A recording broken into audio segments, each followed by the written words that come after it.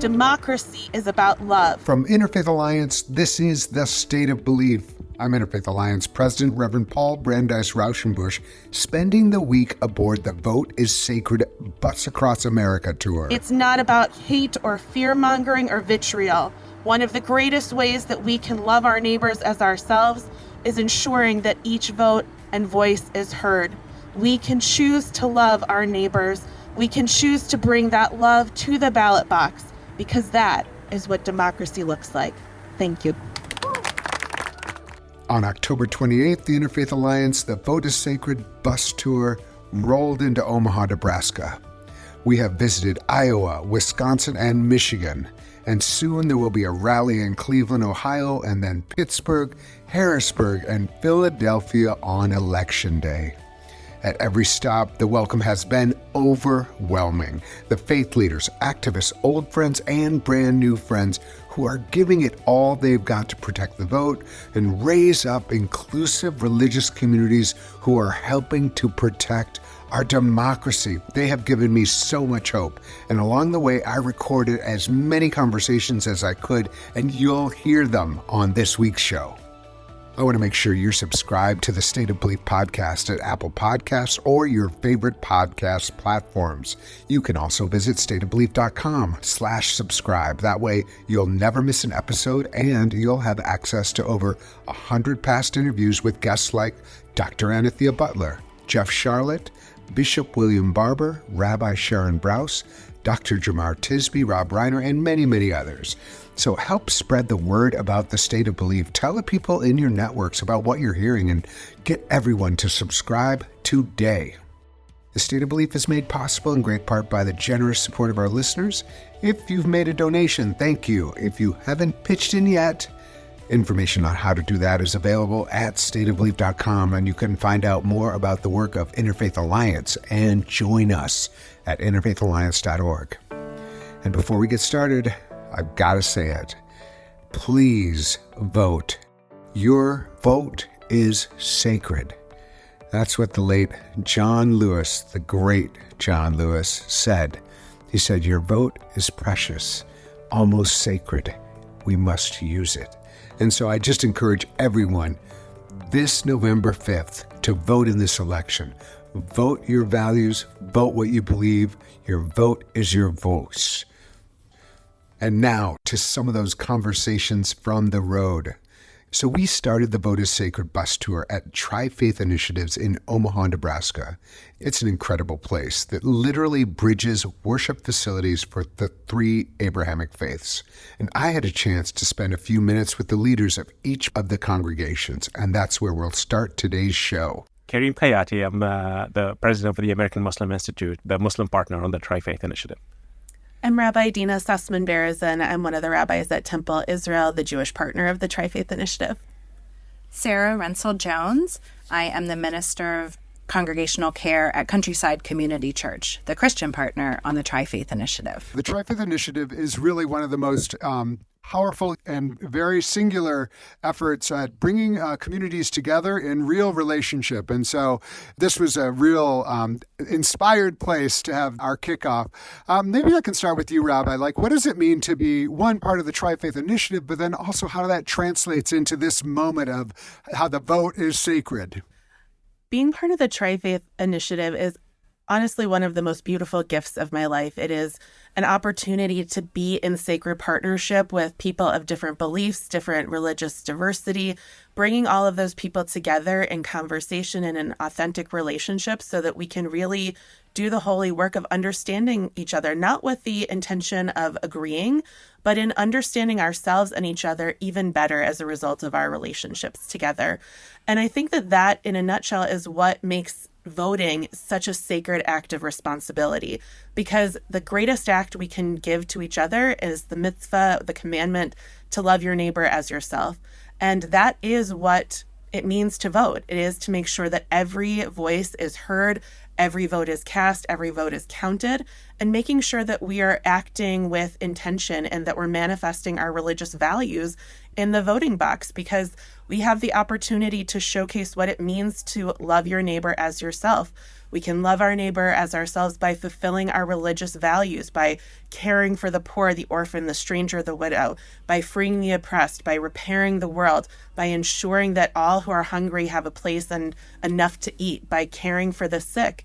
We can make sure that we are manifesting democracy by doing that act of love for each other, because that is what democracy looks like.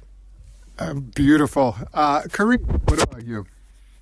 As a Muslim partner, we understand this is the most privilege, and especially that happens in America. And we understand that with this privilege, there's a fundamental obligation on how to even get the next generation of Muslim and other minorities to enjoy this privilege of pluralism, of being heard, of having perhaps a different perspective or a complementary perspective, and being an equal partner. And the Tri-Faith gave us all that opportunity. And I think today, as an organization, as leadership, we understand that we have that crucial obligation to engage in this civic responsibility vis-a-vis the country and the state that we're part of. So we take this very seriously, and I think it's my personal perspective, and I think I can speak for the rest of the leadership, that the work we do today, from relationship building to the programming side to determining how this country continues, is crucial for the next generation and the generation to come on so many levels. Economic, social justice matters, environmental issues. So this is key for us, and that's how we think about our responsibilities toward a major issue like participating in the democracy of the United States. Yeah. I mean, one of the great things that I still think of him as Reverend, but he's now Senator Raphael Warnock talked about voting is also about the next generation. This is about now, but it's also about what's the future. Pastor Sarah, maybe you can say a few words from your perspective. Sure. As the Christian partner on the Tri-Faith campus, we have to be always very careful not to be paternalistic, but also to be somewhat protective of our siblings who are in these neighboring faith communities, because we know that we have privilege as Christians, but we also know that that privilege can be stripped away because the way that we practice our Christian faith is not aligned with Christian nationalism. We are very welcoming, inclusive, affirming of LGBTQIA rights, and we also are here because we want to be in relationship with our Muslim and Jewish neighbors, not in any way, sense or form, to convert them, but to be learning from them and having them teach us how to grow in our own faith. So it's crucial for us to protect all of the freedoms that we have. And in this moment in time, voting is essential to that, because we are at a fork in the road. And depending on the outcome of this election, our faith practices could look really different depending on who is our president. This is so helpful. I'm from an interfaith background in my own family, and so I like to say I have an interfaith heart, and I feel like my heart is very welcome at the Tri-Faith Initiatives. Thank you all so much for all you did, and thank you so much for being a part of this Vote is Sacred tour. We really appreciate it. Now to Dan Osborne. Now, we met in Omaha. He's a quiet man with big aspirations to represent Nebraska in the U.S. Senate. And as an independent, the polls show he's got a real shot. Here's our conversation. Okay, I wanted to start with a story. I preached at a church, Countryside Church. It's part of the Tri-Faith Initiatives, and had a really excellent time, really gracious congregation. And as I do, I stood at the back and met people. And then this really lovely woman comes up to me and says, "Oh, hey, this is my brother. And he's running for office." And I was like, okay, like every city needs a dog catcher. That's great. Like everybody should run for office. And then she says, his name is Dan. And I'm like, Dan, what's your last name? And it was Dan Osborne. And I just want to say, Dan, welcome to the State of Belief. It's really great to be able to talk to you. And I know you're very busy right now, so not going to take up too much of your time, but I want to start by just noting that I've never really even heard of a politician who goes to a house of worship and doesn't kind of make themselves like a center of the show, and you just coming up afterwards and us having a talk. I just thought it was really indicative of what it seems like the kind of, the way you want to show up in politics. So thank you for that. And also just, welcome, and tell me a little bit about, like, your background and where you're from and how you got to this point. Yeah. I'll try to keep it fairly brief. Sometimes if I start rambling, just cut me off. Sometimes I ramble. But I suppose it started when I joined the Navy right out of high school. I come from a long line of Navy people. My grandfather, he retired from the Navy. My parents, they met while they were in the Navy. My uncles were all in the Navy, and then my older brother, he joined the Marine Corps, so we don't talk to him anymore. But I did 2 Western Pacific cruises aboard the USS Constellation aircraft carrier, so I got to see the world as a young man. I feel like traveling can be a great educator. It certainly was for me. And the military installs a discipline in you, from the time that first metal trash can comes barreling down the berthing area at 3 a.m. on your first day of boot camp, and you question what the heck you just signed up for. But I came back to Omaha, where I'm from. I started attending University of Nebraska in Omaha. I then joined the Nebraska Army National Guard to continue my service. I always felt compelled to serve. I was a 19 kilo on M1 A1 Abrams tank crew during that time. And I did both of those for about 3.5 years, and my life changed when my wife Megan got pregnant, when she had my first daughter, Georgia, who's now a classically trained professional dancer in Hollywood. So proud dad moment there. But I knew when she was born, I had to go get a job. It's easy taking care of yourself. So I got a job working at Kellogg's as an industrial mechanic. One of the first days on the job, an old Polish guy by the name of Ron Jabowski came up to me. He looked like Tom Selleck from Magnum PI. And he said, "Hey, kid, have you joined the union yet?" I said, "No, sir, I've not." He's like, "Well, you might want to think about going and doing that." I'm like, "Well, all right. Tom Selleck's telling me to join the union. I better go do that."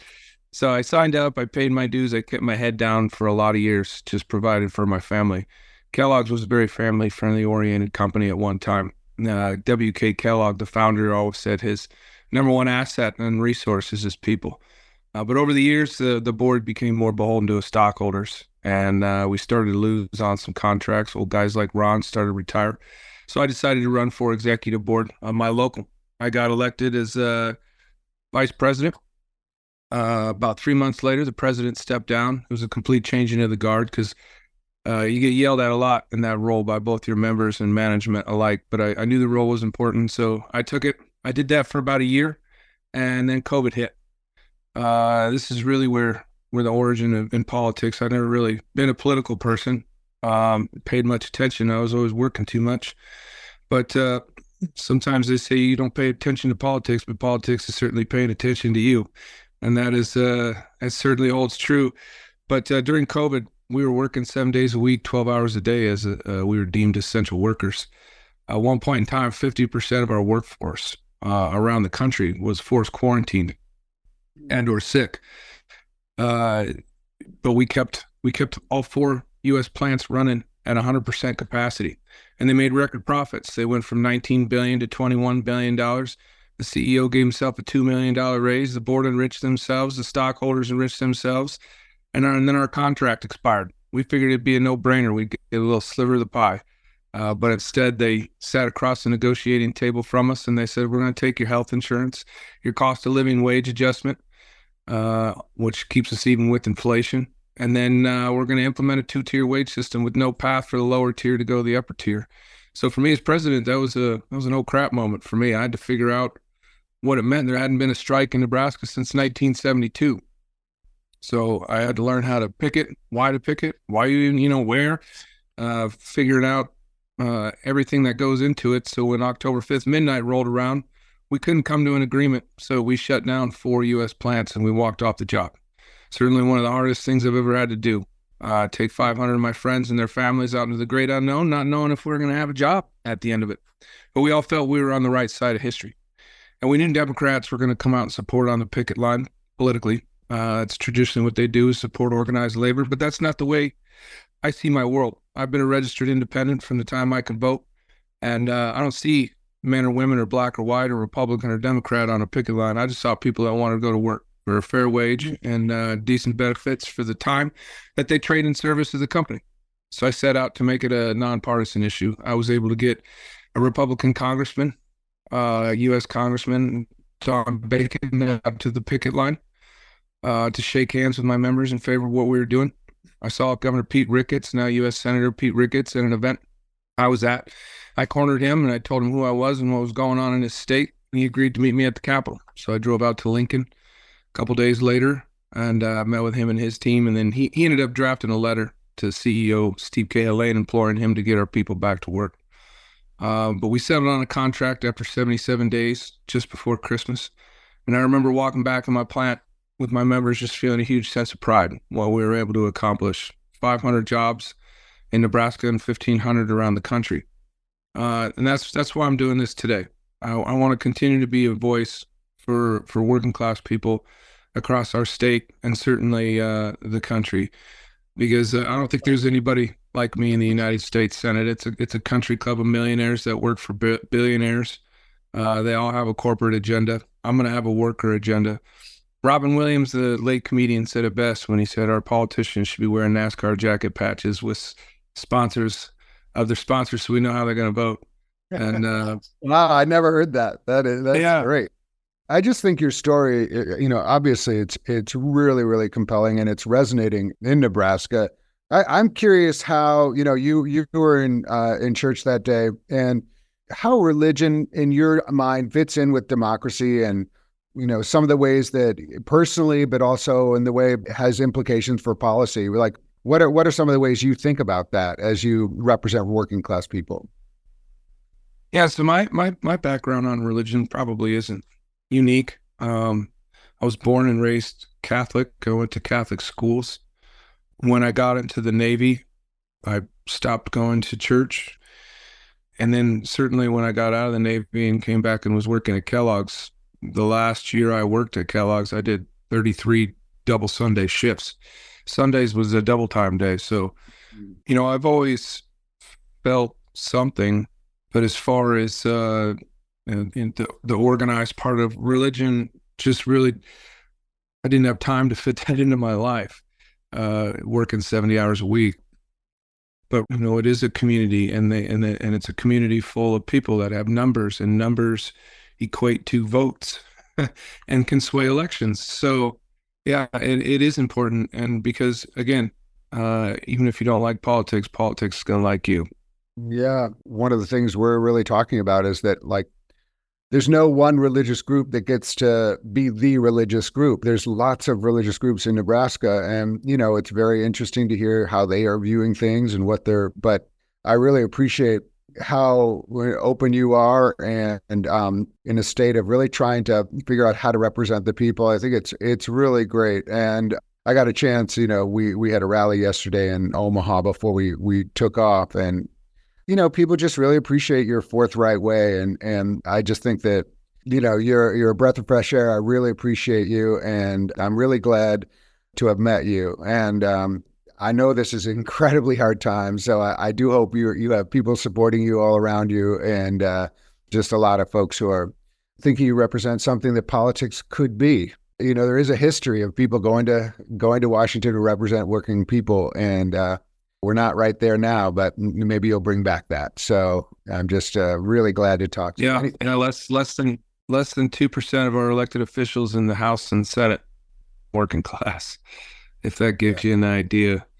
So yeah, I hope this is the beginning of something bigger, because if Nebraska elects an independent mechanic to the halls of power, it's going to tell people all over the country, nurses, teachers, bus drivers, carpenters, plumbers, that they can do it too. That you don't have to be a self-funding crypto billionaire to run for office and represent their people the way they should be represented.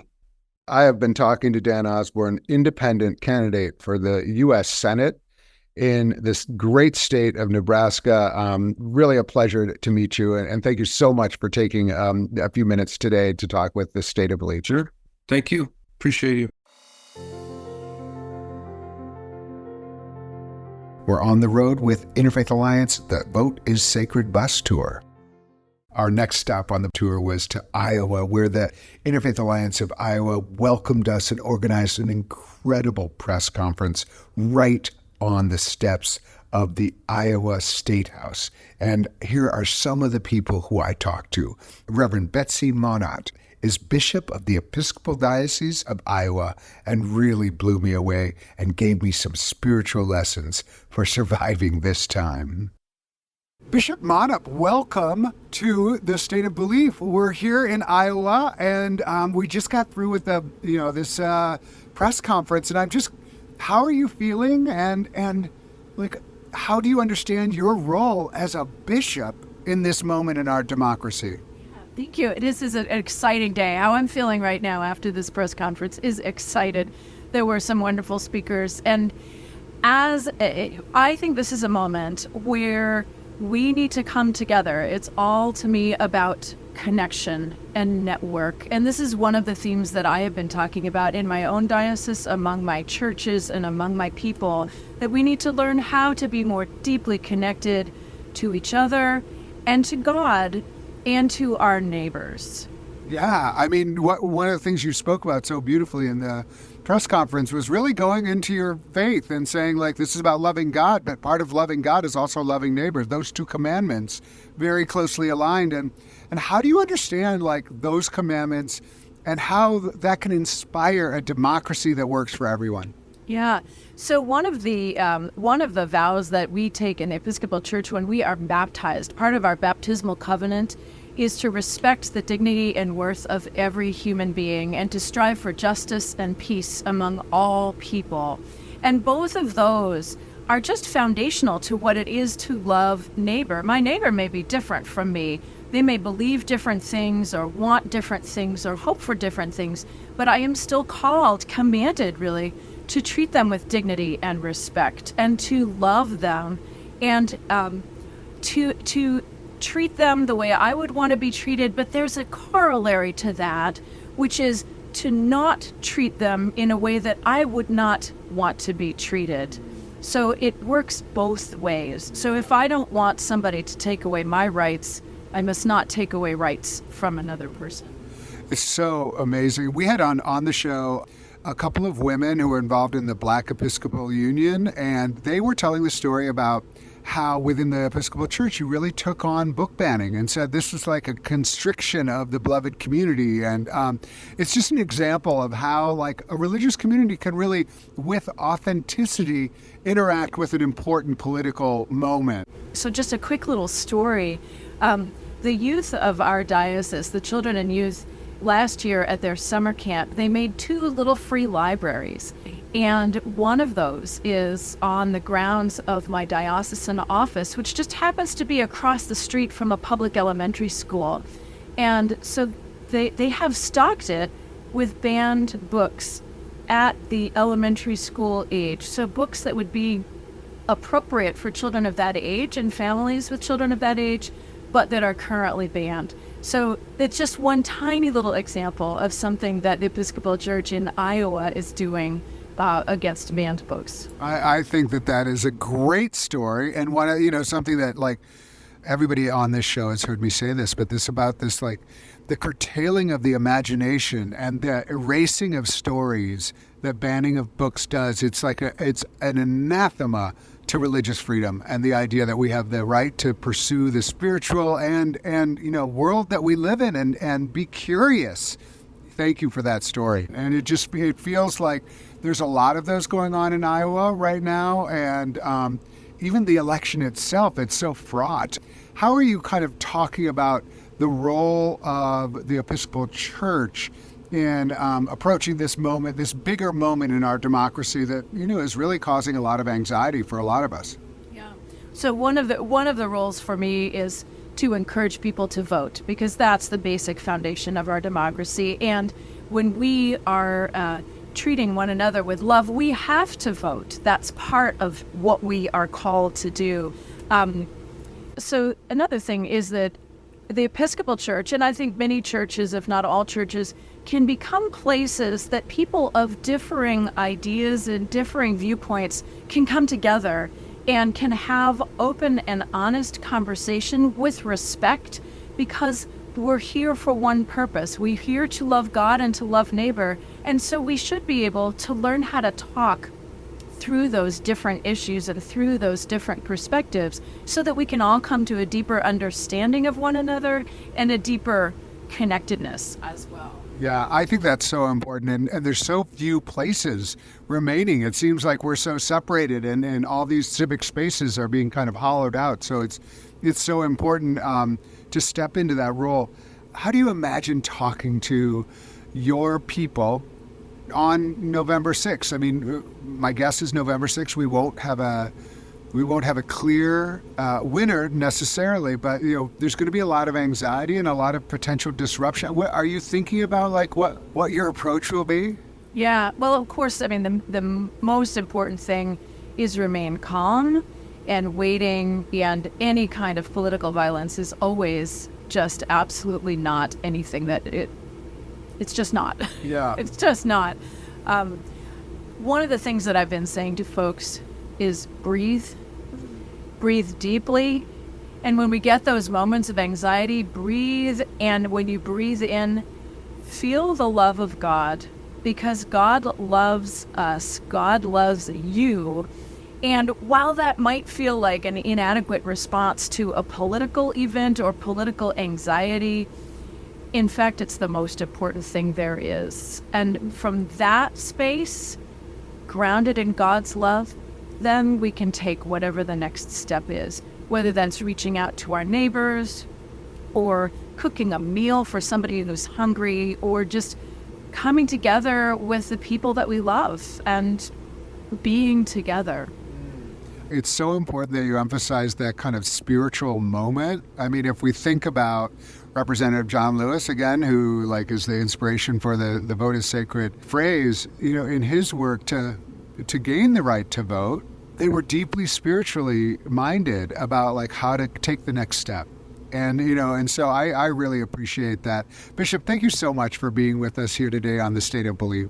Sure. It's a delight to be with you. Thank you for having me. Up next, much more from the folks we've met along the way so far on the Interfaith Alliance, The Vote is Sacred Bus Tour. You can hear full episodes of The State of Belief anytime on our website at stateofbelief.com. You'll also find links to topics we discussed this week, as well as transcripts and more. And make sure you subscribe and tell everyone you know. Subscribe at stateofbelief.com/subscribe. You're listening to The State of Belief, where religion and democracy meet.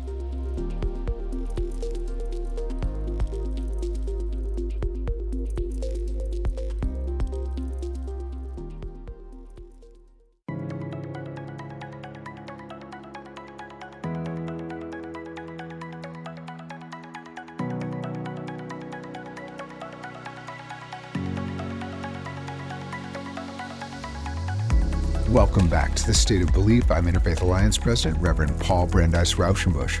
This week, I'm excited to share some of the conversations I recorded at the first stops of Interfaith Alliance's The Vote is Sacred bus tour.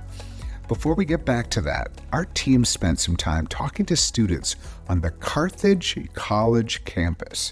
And here's some of the exciting and hopeful things we heard from the younger generation.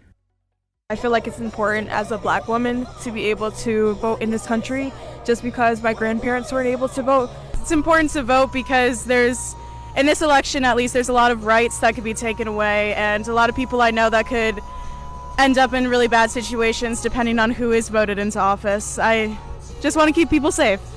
My first time voting in a presidential election, so I was really excited to get to do it, and I'm just really thankful for the opportunity to have a say in what happens in my country. This is my future, my kids' future, my job's future, everything. I voted yesterday. I wanted to be an early voter, so I got re-registered for the Kenosha area, went in and voted, and I feel pretty accomplished about it. It was so exciting to vote in my first presidential election. I voted early here in Kenosha, and I encourage you all to go do the same. For your entire family, your future, the people in your past, I think it's super important to represent yourself and others, including your culture. The ability to vote is so real in donuts. These are amazing treats, but the fact that we're able to put our word out there and actually have a say in what this country can look like is something that other countries don't have legal liberty. And it's pretty scary how this election can turn out if we will not realize that ability. I also spoke with Connie Ryan, who is the Executive Director of Interfaith Alliance of Iowa. Let me just start with gratitude. Thank you so much, Connie, for organizing this, and I just, initial thoughts of how it felt to be in front of the Capitol with our big Vote is Sacred bus and a bunch of amazing people speaking.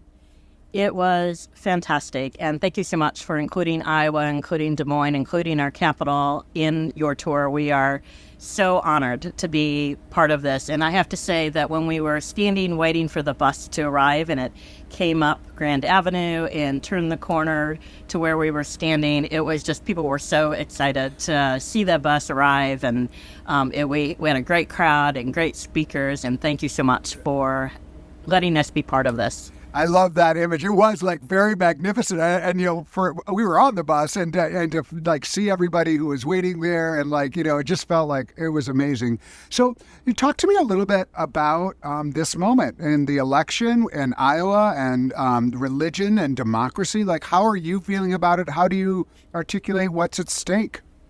In Iowa, Christian nationalism has been a huge part of our life, a huge part of our politics for so long, whether we called it Christian nationalism or not, but particularly the last few years. And so this election, 7 days out from today, is so critically important in making sure that people use their right to vote. People use their responsibility to vote, and it is a sacred right.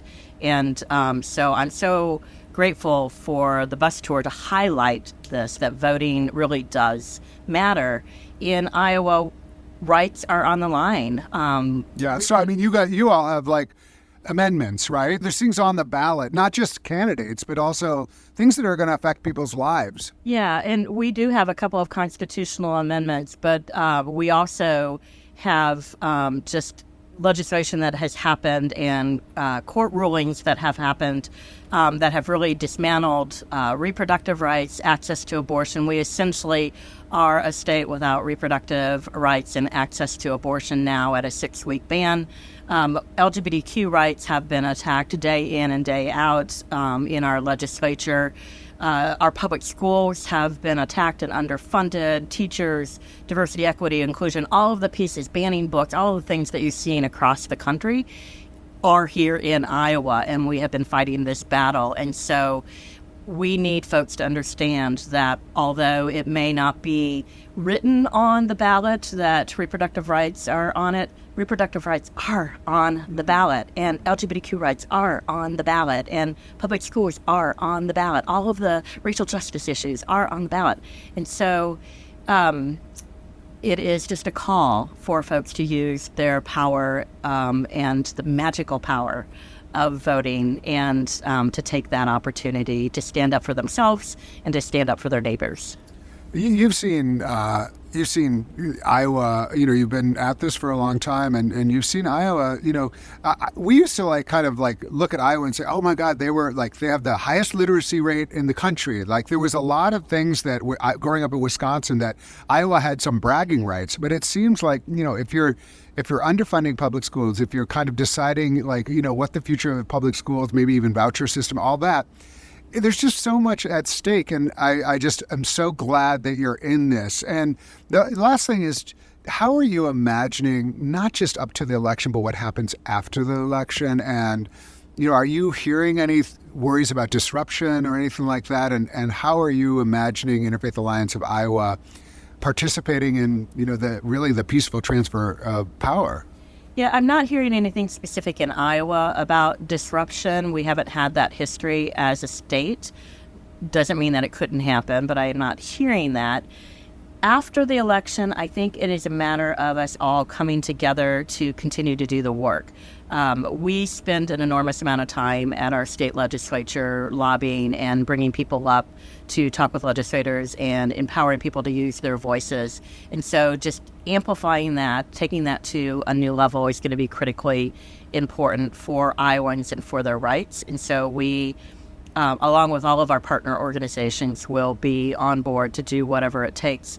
I am gravely concerned about the peaceful transfer of power at the federal, national level, regardless of the outcome of the presidential election. I have grave concerns over that, and the Christian nationalist organizations, Proud Boys, etc., that have said that they expect to use violence and intimidation. And so I think that people of faith and all beliefs must say that our nation, that we won't stand by that, and that we will stand up for our democracy, and that we will work together to make sure our democracy is strong.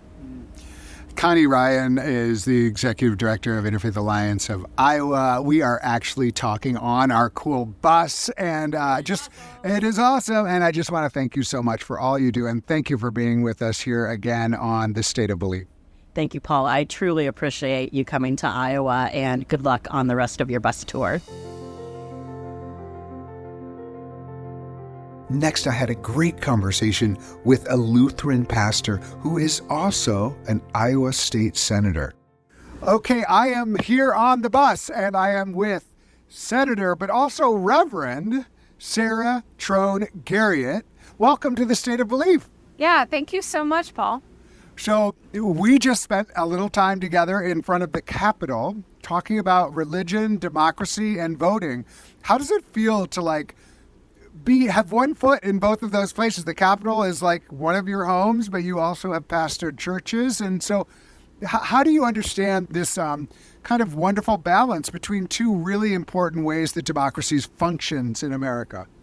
So I see religious life as how we live together, and government ideally is the same thing. And they both can help us to live together better, provided that the folks are being faithful to that calling to care for their neighbors.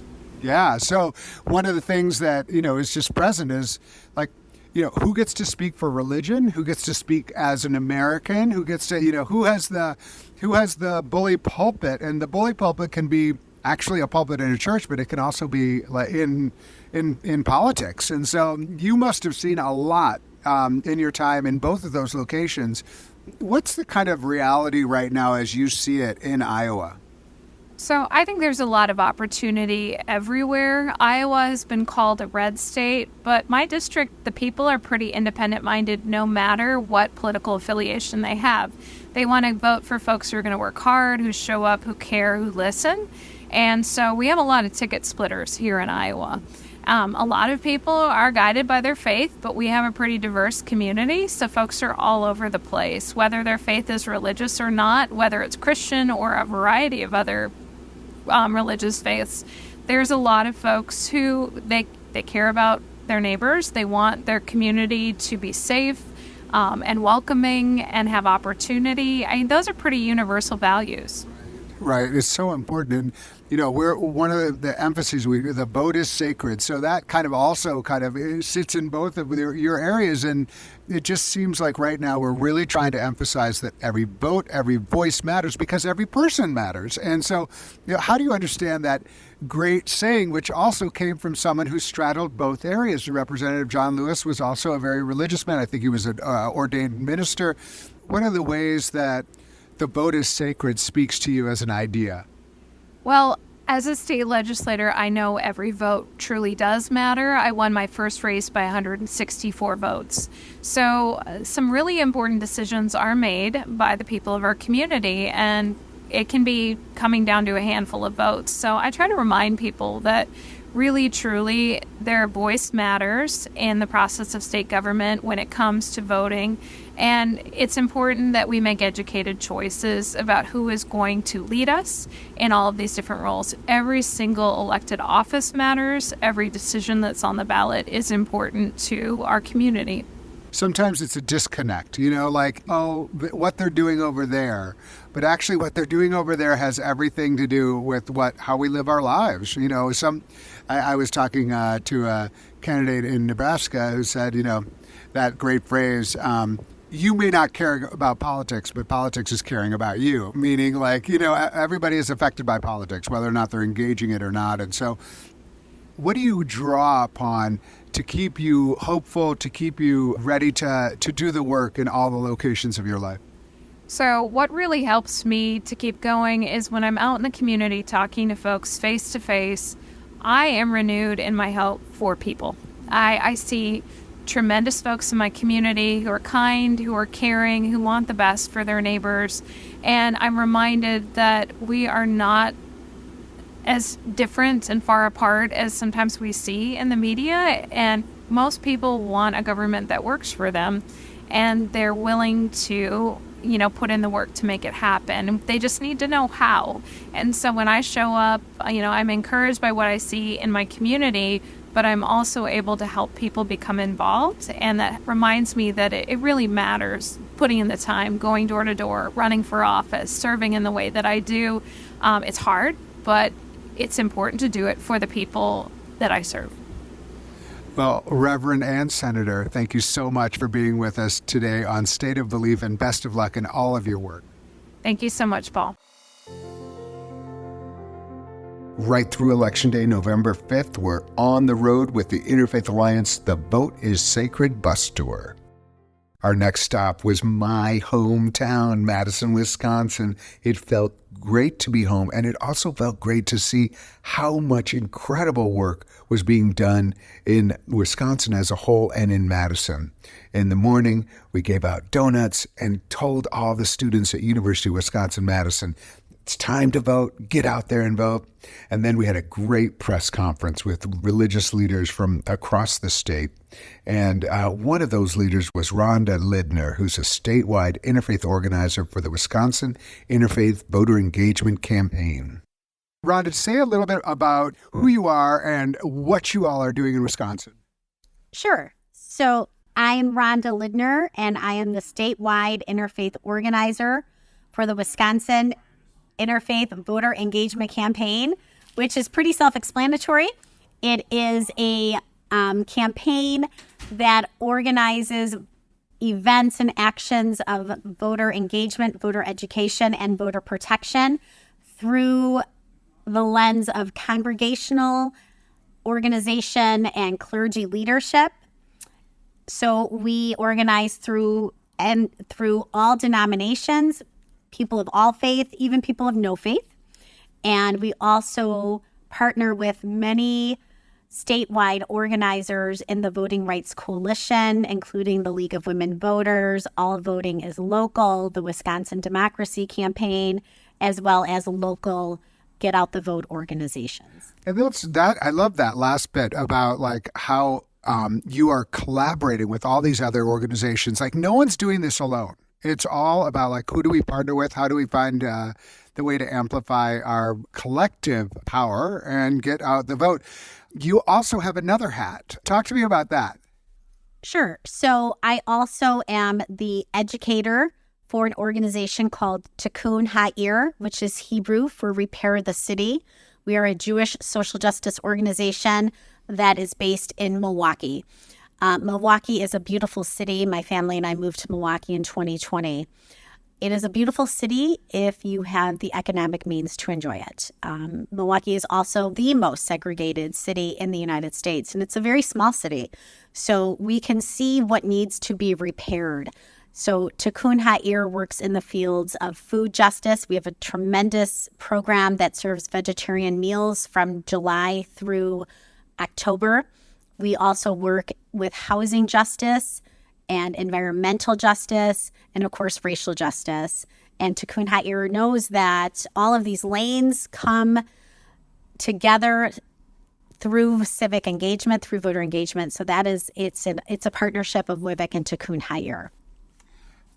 And how did you get like so passionate about this? Like, where's the fire come from? Because it's clear you're doing amazing work, and that work is tiring and it takes a lot out of you. But you have so much energy, and you've been such an important part of our vision here. So, where do you feel like your fire comes from? Sure. So, before I came into this work, I've only been doing this since January of 2022. I worked 27 years as a public school English teacher. So I taught middle school English for almost 27 years. So that's a job that requires endless energy. And I would say that when people describe me, they often describe me as nonstop energy. And in this job, certainly, I feel like I've become an emotional adrenaline junkie. Yeah. I came to this work because in teaching, I found that the work I did with my little philanthropy club called Builders Club, meaning building a better community, was creating a lot more passion and fire in me than the teaching of English. And as I was saying to some of your coworkers today, in a profession like teaching, you should always maybe leave the profession 2 years too early instead of 2 years too late. And I admit that when I left, I felt like I shouldn't be leaving, but clearly it was something I needed to do. I came to this work really in a personal way to honor my in-laws who we lost tragically many years ago, and to live out the vision of the person they really wanted me to be. And I do that work to honor them. Very moving. And what is your hope for Wisconsin? I mean, you're like, Wisconsin is your home now, and it's like one of those states where it's like so divided and so very, very close. And how do you understand this moment in Wisconsin's history? So I get asked this question a lot in various ways, and I answer it by saying I'm so lucky to work in the field of nonpartisan engagement. And that means that we listen to people, what they care about, what they're concerned about, what they're frustrated about, and what challenges them, what moves them, what inspires them. And in these conversations, we are just looking to engage people to vote. And we do not have a specific position on how a person should vote. I know your audience knows that nonpartisan means we do not endorse candidates or parties. And I think that has really helped me to move throughout this season by just listening to people and by sharing my belief that no matter how people vote, that our country is founded on democracy. And WIVIC, in addition to getting out the vote, is also a group that protects the vote. We have poll chaplains serving all over Wisconsin. We have almost 70 poll chaplains who will be there on Election Day to be a pastoral, peaceful, positive presence. They've been trained to recognize situations that may be dangerous, and they've also been trained to know when to step in for any sort of de-escalation. People ask, what are you going to do November 6th? And are you going to sleep in? And I said, absolutely not. I will be out there making sure that every vote is counted when I go into high schools and universities, and I ask the students to register to vote. I say, I promise you vote, and I'll make sure your vote is counted. And at the end of the day, if every Wisconsin voter who wants to vote and who should vote votes, and if every vote is counted, democracy and the will of the people will stand. And I believe that there are tremendous people who are willing to do whatever it takes to make democracy work for all of us. Rhonda Lindner, thank you so much for being on The State of Belief and all the work you're doing here in Wisconsin. Oh, thanks for having me, and thanks for coming to Wisconsin. Next, I spoke with Reverend Brianna Elene. She is the Director of Ecumenical Innovation and Justice Initiatives at the Wisconsin Council of Churches. Let me just say that Brianna has been amazing to work with and such a major part of our trip here. And so thank you to start. Why don't you tell me a little bit, or our listeners a little bit about what has been pressing for the Council of Churches right now, especially in light of this election and this moment in our democracy? Yeah, I think a lot of folks are just asking, how do you be a Christian in our current context? So we have, and how do you talk about faith and democracy, faith and politics? So many people are hesitant to talk about that. We are told politics and religion don't mix, don't talk about it. But the reality is your faith should impact your life. Politics impact your life. And so they do mix, and they need to mix, and we need to help people navigate that. So at the council, we've been developing resources to help people do that in their congregations. We launched a campaign called Loving Your Neighbor in an Election Season. which included worship resources, preaching resources, prayers, all kinds of stuff that help equip congregations to do the work in this season. And some of that is our spiritual resources. So we handed out prayer cards that had a prayer for when times get tough and when the news is depressing. One of our leaders wrote a prayer. We ordered 1,000 originally. We've handed out over 3,000 now. Wow. Because people are hungry for this. They are scared. They are worried. How do we do this? And so we have found that to be really helpful to help people root and ground. And then we've also been really involved in our democracy and how the minutia, the bureaucracy, Right. okay, you cast your ballot and then ballots are counted and then certification and then what is that whole process, and helping people understand that. And I've been pretty deeply involved in building relationships and infrastructure so that my work really begins next Wednesday. Yeah. We've got full chaplains who will be on the ground on election day. Right. But we also are prepared to keep working to make sure that every vote is counted, that all people get a voice in this process, and that we follow a process that has been set out. This is so important. And it's like, it's called like sowing trust. There's a lot of people sowing distrust, but you're sowing trust in our election, and also like recognizing that relationships matter in moments of potential crisis. And so developing those relationships early rather than like, does anybody have the number for, when it's all going down? You're not going to find it then. And so I think this is just incredibly important and great work also for the population. We're civically starved in a way, like, and we think, oh, it's like some sort of weird alchemy, but it's not that strange. Like once you break it down, you say, okay. And it's just so important to do that work. Are you have a sense of how Wisconsin is prepared for November 6th through the 20th even of January? Those are kind of some key weeks there. Yeah, there's a whole infrastructure. I've said I've never sat in so many rooms with lawyers or been in contact with so many lawyers in my life. And they are people who are just invested in making sure our democracy functions, building those relationships, whether it be with attorneys, whether it be with city clerks, whether it be with poll workers, whether it be with clergy and people of faith and community members and nonprofits, to say, we have a process. We have a process that works. We have a process that has worked for years and years and years. It hasn't always been perfect. Yeah. We are moving onward towards perfection, I like to say as a Methodist. But we have a process. So how do we help it function better? And in this season, when there have been attacks on our process, how do we keep the checks and balances working, maintain the system, move the system, or keep the system in a way that makes sure that every vote is counted, make sure that we all get a voice? Yeah, I mean, this is really, really important work.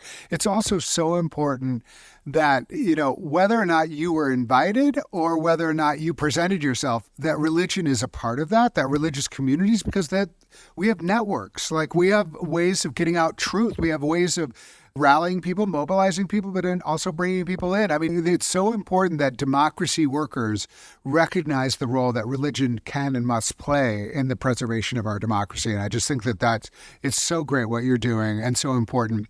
I want to switch slightly topics, because I know that, part of what you do is at the Wisconsin Council of Churches, but then also you have a passion for it as a pastor, is recognizing that right now there are two groups that are the scary groups that are being targeted.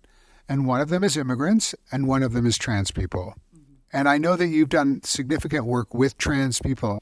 In your relationships with trans people, how is the community feeling right now in Wisconsin? Under attack. I mean, they are not in a great place. One of my friends is an elected official who's the first openly trans woman elected to the city council in her city, and has just been posting on Facebook about how disparaging this is. And I heard an ad for the first time this morning, partially because I just haven't been listening, but I happened to have the radio on for the first time, and it said, "This is about us, not they, them." Just attack. The contradiction in that phrase. It was awful. So one of the things we've been talking about at the council is how do we as the church show up? And so we've actually done this in our legislative work. I have been in this role about a year, and so we've been doing a lot of experimenting, recognizing, especially in a state like Wisconsin, things are divided.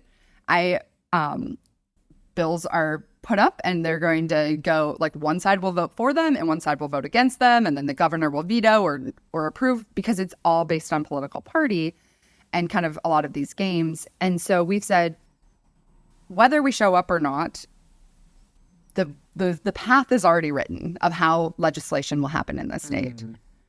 But people are still showing up, and people still need to hear that the church cares. And so this past year in Wisconsin, there was a bunch of anti-trans laws, because this election season is not the first attack on transgender people. And so we said, we know what's going to happen. One side will vote for these bills. One side will vote against. The governor has said he will veto them. Like, legislatively, trans people are safe in Wisconsin. In reality, this rhetoric is super harmful and violent. Mm-hmm. And the church needs to stand up and say this isn't okay. And so we organized clergy and youth directors and youth and all kinds of people to show up at the Capitol to speak out and say, stop using our faith, because Christian language was often used in promotion of these laws, and that we as people of faith are standing up and saying, this is not okay, this is violent. And so the first session, there was a whole slew of activists, teachers, social workers, and 40 clergy showed up to say, this is not okay. And many people, including myself, testified for the first time and spoke against these bills. And I was told later that the one side who was against the bill said, we expected the teachers and the social workers and the psychologists. We didn't expect the church. How did you get the church to show up?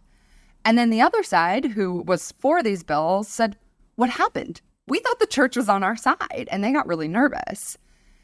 But what was also important was for us to say, we as the church are people who sometimes people assume we are against LGBTQ people.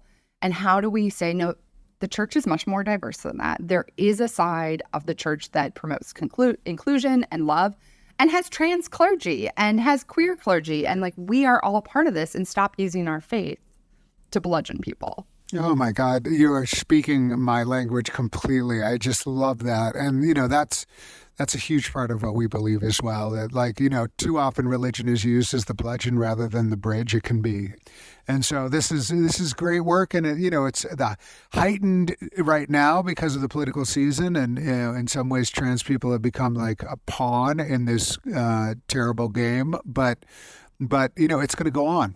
And so it's not over in November 5th. And I'm just so glad that you all are doing what you're doing. And thank you again for welcoming us to Wisconsin. It's been such a pleasure to be with you.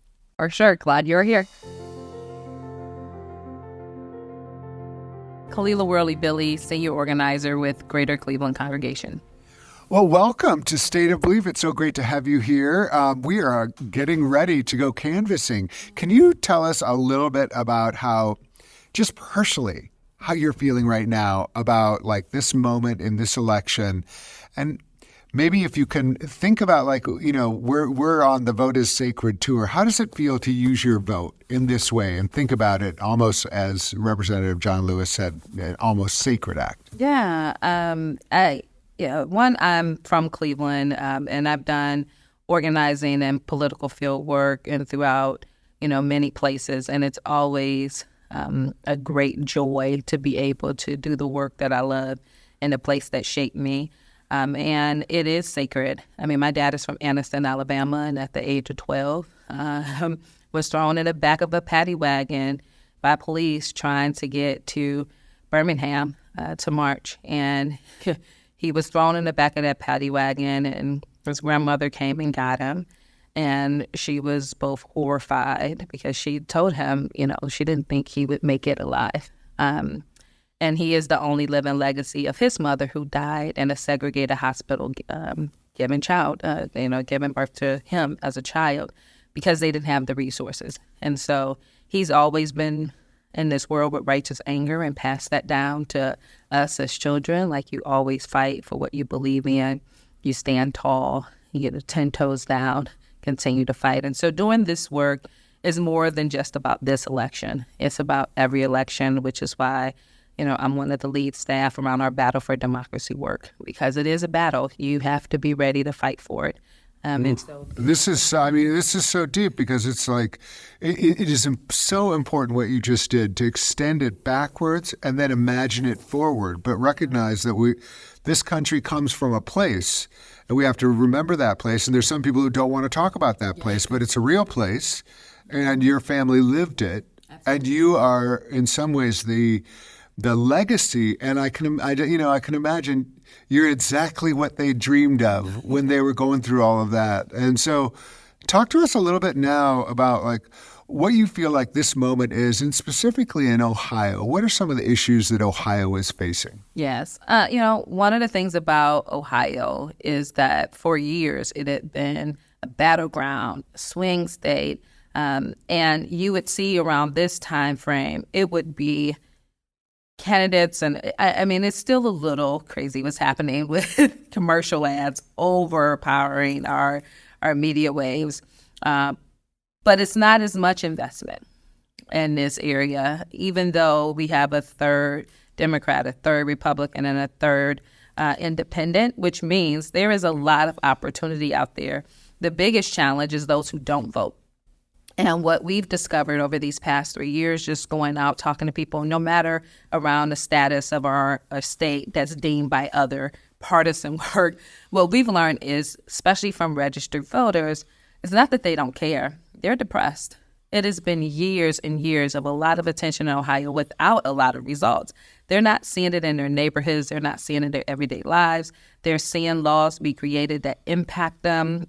For instance, what we're doing around issue 1 today, talking to people around these gerrymandered maps, which make people feel like they can't make an impact. But the reality is they can draw their own maps that's fair, that allow for democracy to take shape. And so Ohio is still a very key, important role in our democracy, because we've seen even last year, laws that was created by legislators have been overturned by the people. We had a special amendment election last year where people expected the turnout result to be 9%. Over 30% of people turned out to vote in that special election on a hot August day, because it was around what people wanted, which was not to make it more difficult for them to create ballot initiatives, to change laws that legislators who don't think with them, that don't think for them, and don't think and act with them changed. And they changed it. They also changed it in November of that year around women's rights. So the people are saying, we'll show up when we want to be heard and when you're actually going to listen to us. In Ohio, the main way is around these ballot initiatives that people can step forward and take action on. And so we're in support of issue 1, and we want it to pass because it is really important that politicians listen to their voters and not pick their voters. Oof, that is such a good phrase. And I do think this idea of if you're actually offering us democracy, we'll show up. If you're not, why should we show up for you? And so I think that is so important, is that there's a lot of, people are showing up. Well, if you actually created an opportunity that allowed them to vote for something that they could clearly see would affect their lives, maybe look at yourself a little bit, instead of blaming the voters. It's like creating a program and expecting people to show up without actually talking to them about what the program is. We're getting their input on if they even want it. Yeah. And so they're not apathetic. They're depressed. They're tired of the definition of insanity. Yeah, don't ask people to show up for your party if it's not a party they want to go to. Exactly. They're not going to show up to your boring party. People, if you just send out one invitation. Right, yeah, make it plain. Yeah, this is so great. Well, we're so honored to be here with you, and so specifically, Amendment 1 is about stopping gerrymandering.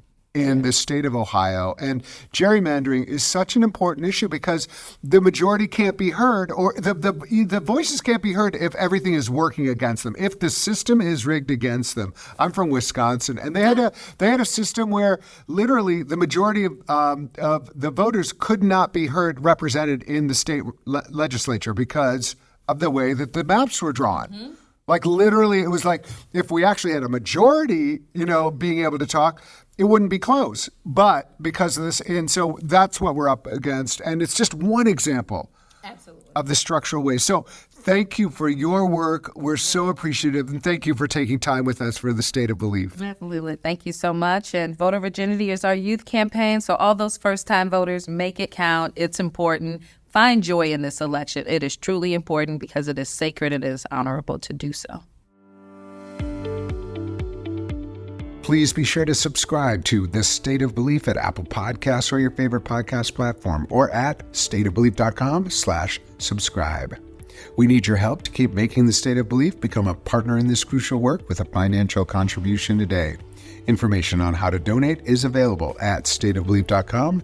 That's stateofbelief.com. And share what you're getting out of this show with the people in your networks. Let's get more people listening and keep the conversations going on Facebook, Instagram, and Threads at State of Belief. The views and opinions expressed on this program do not necessarily reflect those of Religion News Service or Religion News Foundation. The State of Belief is produced by Ray Kirstein and is a production of Interfaith Alliance. Become a member today at interfaithalliance.org. And be sure to join us next week. We're going to be talking about the aftermath of the election. I can't wait. Until then, I'm Paul Brandeis Rauschenbusch on The State of Belief, where religion and democracy meet.